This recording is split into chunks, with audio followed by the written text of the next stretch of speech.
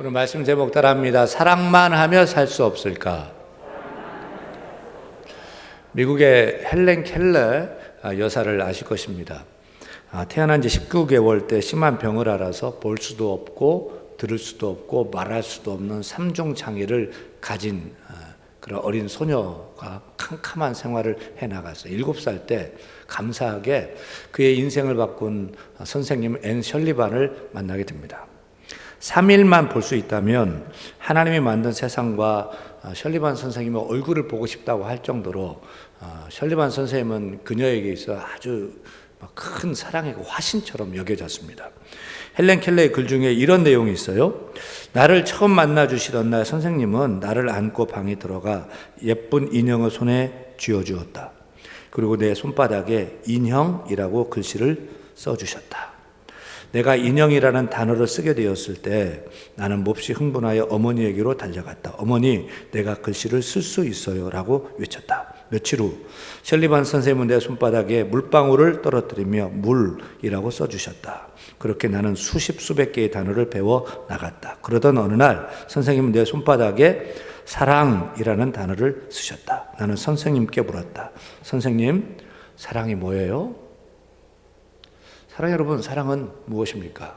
이 질문은 헬렌 켈러만의 질문이 아니죠. 이 땅을 사는 우리 모든 인류의 질문입니다. 사랑은 무엇입니까?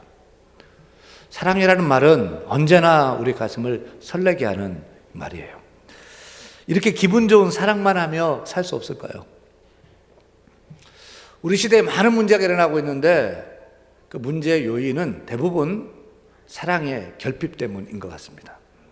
청소년 문제가 심각한데 그 원인 파고 들어가면 이유는 하나예요. 사랑의 부족 때문이에요. 이혼율 막 증가되고 부부가 사내 안 사내 막 그러는데 이유는 하나예요. 사랑의 부족 때문에, 사랑의 결핍 때문인 것입니다. 근데 여기 문제가 있는데 왜 사랑 결핍 현상이 일어날까요? 다들 사랑 받기만 원하는 거예요. 남편도 아내도 자녀도 사랑 더 달라, 다 사랑해 달라는 거예요. 회사에서도 동료도 교회에서도 사랑해 달라는 거예요. 이 나라의 문제도 결국은 사랑의 문제예요. 나 좀 더 사랑해 달라는 거예요. 사랑의 결핍, 부족의 문제인데 사랑 받기만 원하기 때문입니다. 그래서 우리 모든 문제의 근본적인 해결자가 되시는 예수님께서 이렇게 처방하십니다. 뭐라고요? 따라합니다. 서로 사랑하라. 서로 사랑하라. 요한복음 13장 34절 35절 읽습니다. 서로라는 말이 몇 번 나오는지 헤아리면서 같이 읽어요. 새 계명을 너에게 주노니 서로 사랑하라.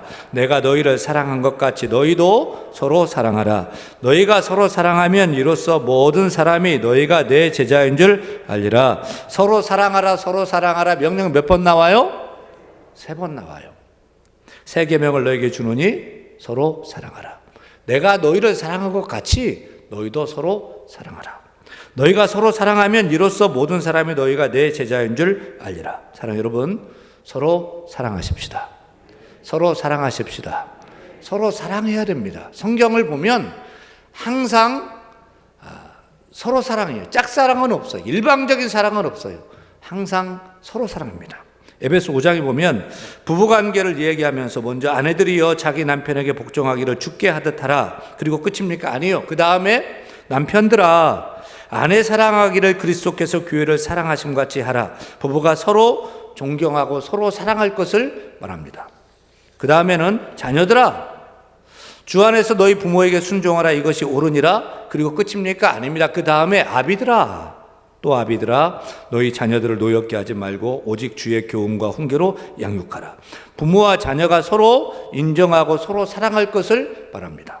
그 다음에는요 종들아 두려워하고 떨며 성실한 마음으로 육체의 상전에게 순종하기를 그리스도께 하듯 하라. 그리고 끝입니까? 아니요.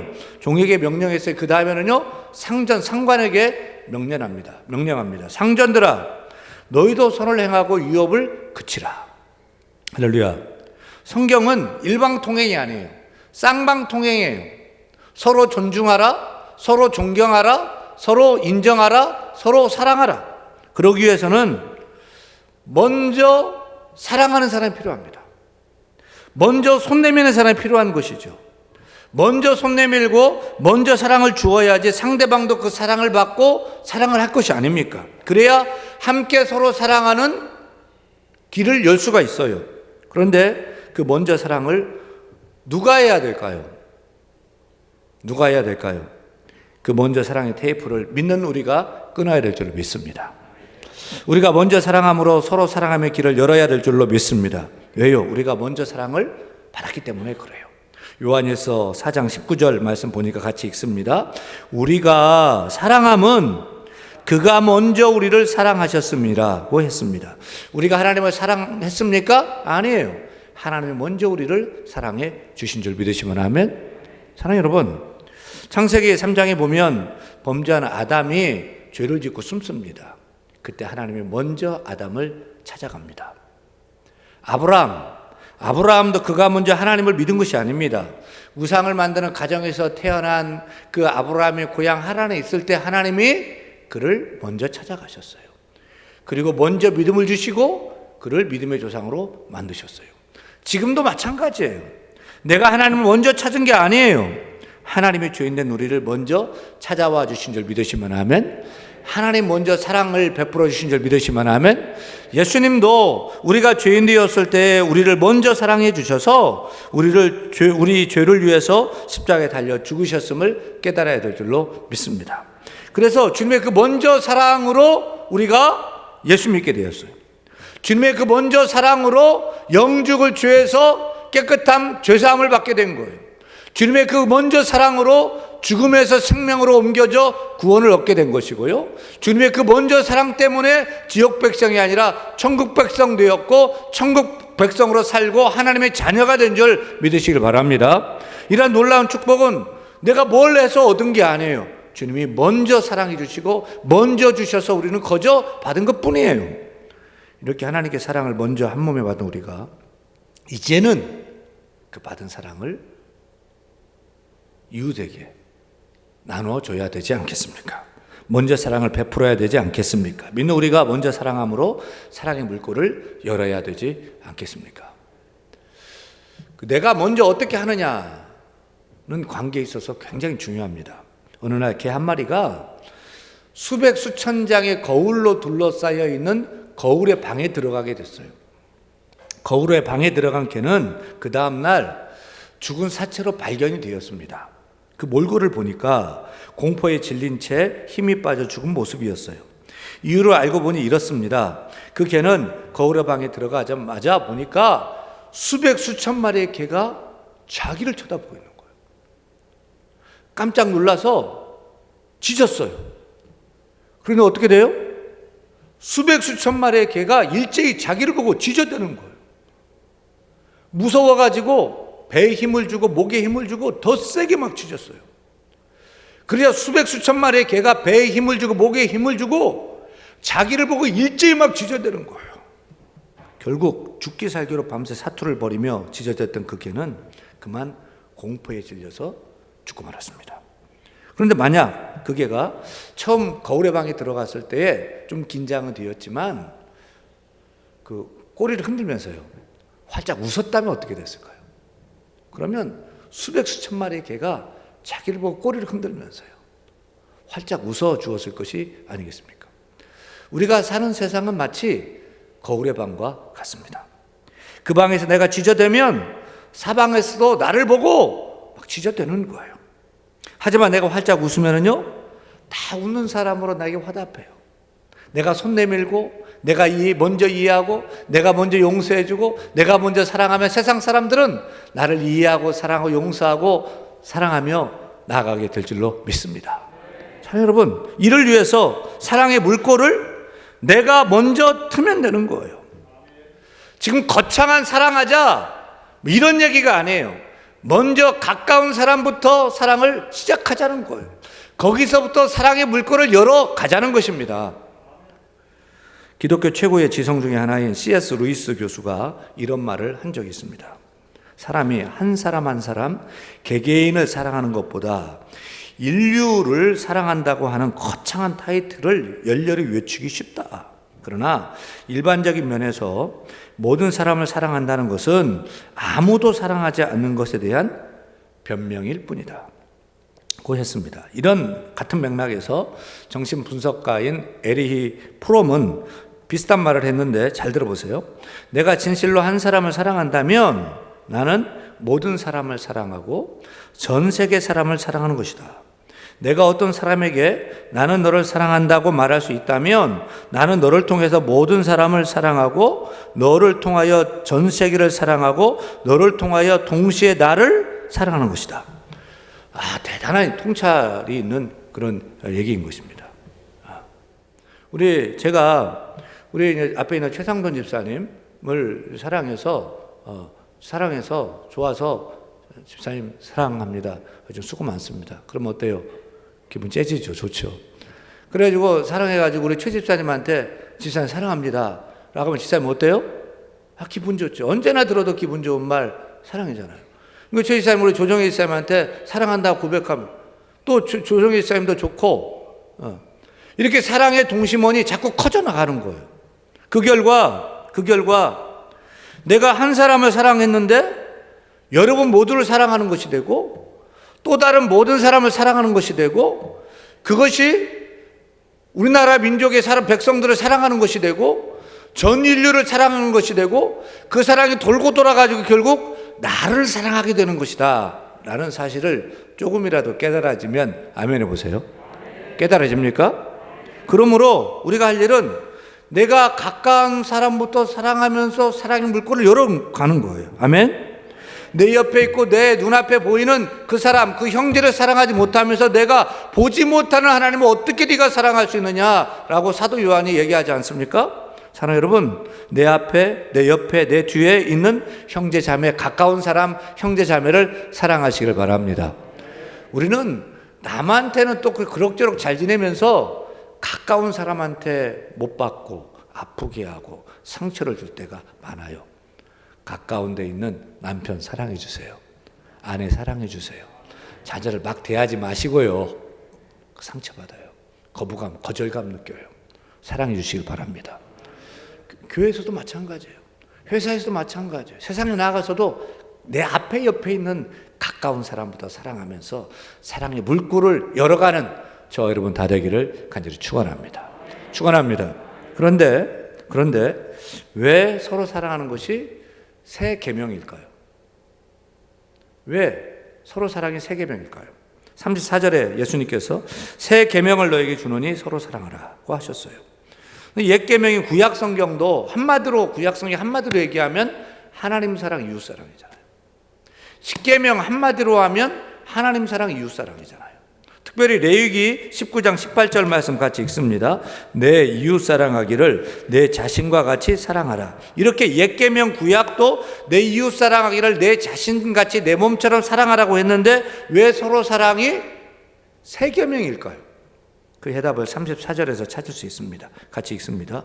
새 계명을 너에게 주노니 서로 사랑하라. 내가 너희를 사랑한 것 같이 서로 사랑하라. 다시 말해서 옛 계명과 새 계명의 차이는 무엇이냐?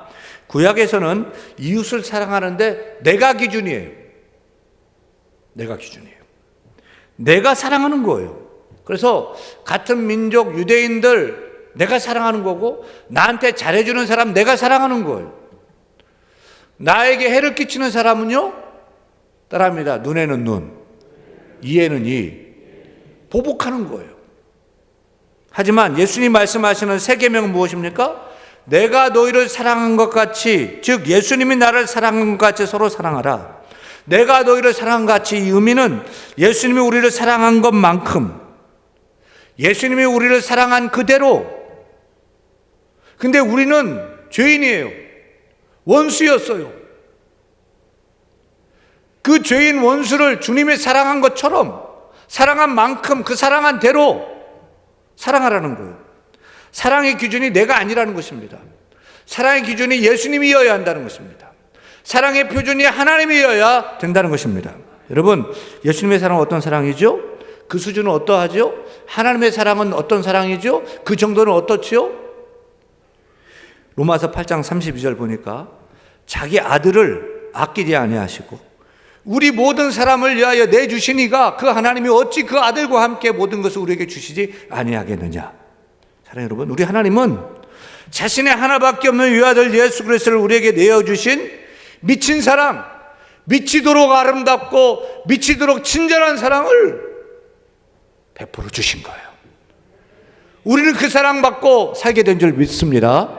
그 사랑으로 일어난 줄 믿습니다. 그 사랑의 주인공이 바로 그 미친 사랑, 하나님의 사랑이, 놀라운 사랑의 주인공이 바로 우리예요. 우리 예수님 사랑은 어떤 사랑이죠? 예수님의 사랑의 결정판은 십자가의 사랑입니다. 십자가에서 사랑을 보여주신 그 예수님은 사랑의 끝판왕이십니다. 하나님은 그렇다고 칩시다.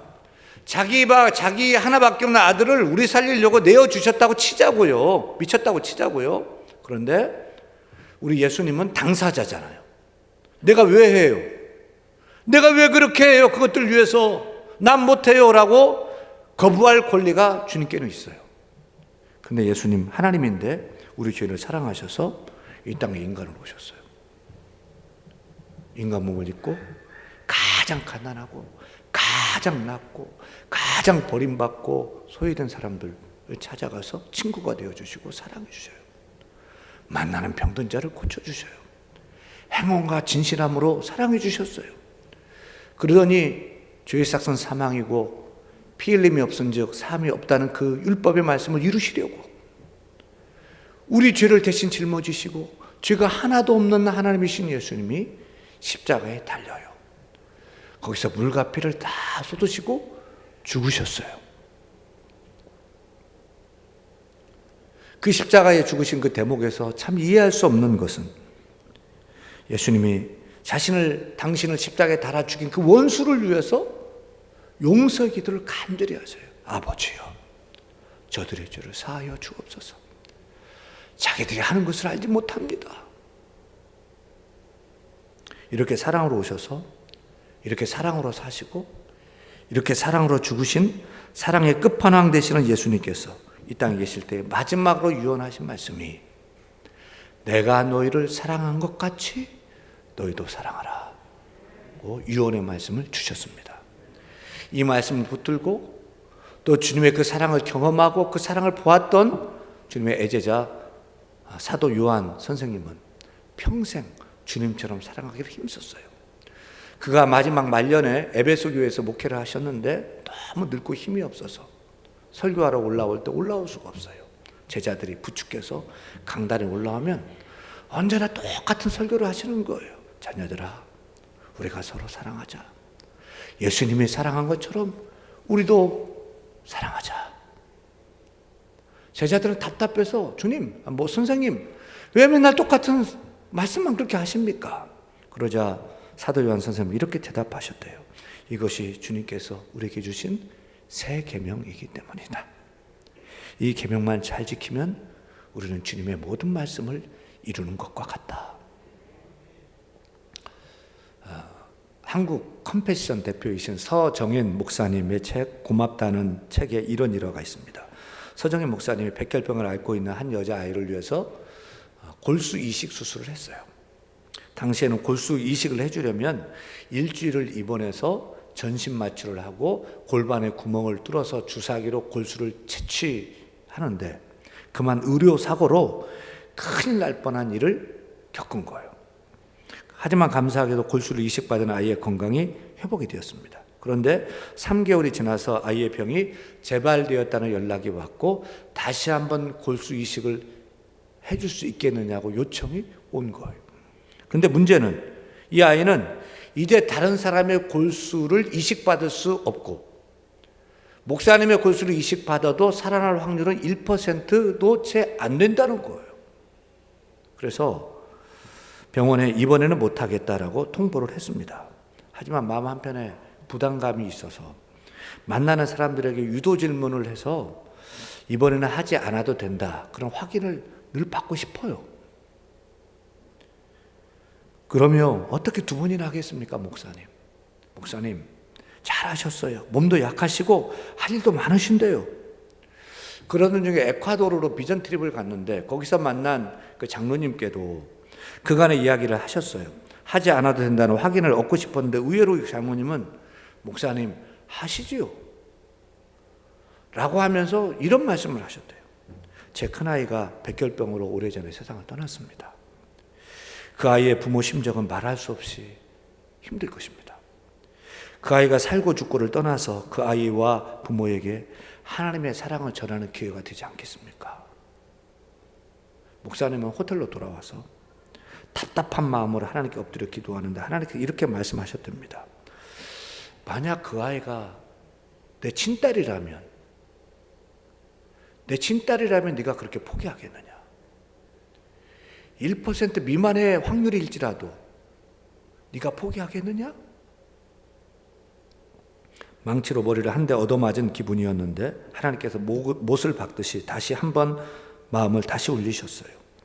그 아이는 내 것이다. 목사님은 병원과 그 아이의 부모에게 생각이 바뀌었다고 전하기가 민망했지만 이런 일을 하는 것이 자원하는 마음도 아니었고 숭고한 동기도 없었다고 꼭 밝히고 싶어서 편지를 쓰셨대요. 그러자 눈물이 곧 쏟아져 나왔습니다. 딸의 생명을 놓고 그 부모가 얼마나 애간장에 녹았을까 하는 그런 생각으로 막 눈물이 떨어졌어요. 부끄러운 목사라는 제목으로 편지를 써서 제목을 붙이고 그간의 마음과 상황을 솔직하게 적었습니다.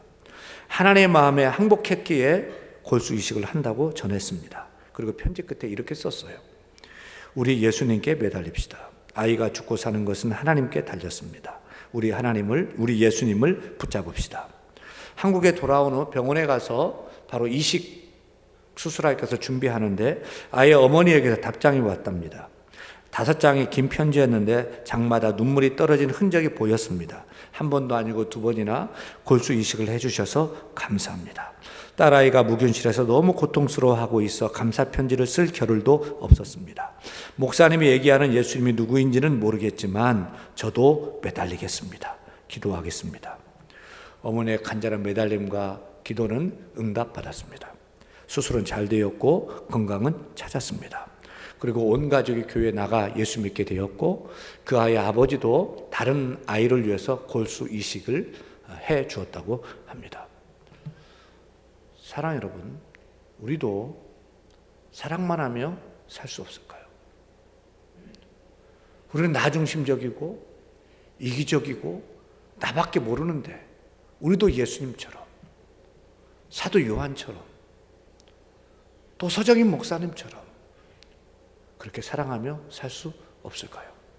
저는 서정인 목사님 얘기를 읽으면서 우리가 조금이나마 주님을 닮아 사랑할 수 있는 길을 찾게 됐어요. 그것은 나를 바라봐서는 결코 사랑할 수 없다는 거예요. 내 기준으로 하면 결코 사랑할 수 없다는 거예요. 왜요? 우리는 죄인이니까요. 나밖에 모르고요. 욕심 많고요. 사랑받기를 원하는 이기적인 존재이기 때문에 나를 바라보면 내 생각만 하면 사랑할 수가 없는 것입니다. 하지만 눈을 들어서 하나님을 바라보는 거예요. 주님을 바라보는 거예요. 우리에게 베푸신 그 하나님의 사랑, 십자가에 달려 죽으신 그 예수님의 그 사랑을 바라보고 묵상하는 거예요. 그 주님을 바라보면 내 속에 계신 성령께서 역사하셔요. 성령께서 일하셔요. 하나님을 충만하게 하시고 내 안에 예수님으로 충만하게 하십니다. 그래서 성령께서 열매를 맺게 하시는데 성령의 첫 번째 열매가 사랑이잖아요. 사랑의 열매를 맺게 하셔서 내가 사랑할 수 있도록 힘을 주셔요. 감동을 주셔요. 그 힘을 따라서 우리가 사랑할 때 예수님처럼 사랑하는 그 길이 열리게 되는 것입니다. 사랑 여러분, 우리는 부족하고 이기적인 존재입니다. 이 시간 주님을 바라보시길 바랍니다. 하나님을 바라보십시다. 나를 향하신 그 주님의 사랑, 그 하나님의 사랑을 묵상하고 바라보시기 바랍니다. 그럼 성령께서 내 가운데 역사하셔서 성령으로 충만하게 하고 하나를 충만하게 하셔서 열매 맺게 하십니다. 감동을 주십니다. 언제나 성령께서는 주님을 바라볼 때 성령께서는 약한 자는 도와줘라. 부족한 자 채워줘라. 험을 덮어줘라. 죄는 용서해줘라. 잘한 것 말해줘라. 뛰어난 거 인정해줘라. 주께서 성령께서 늘 감동해 주십니다.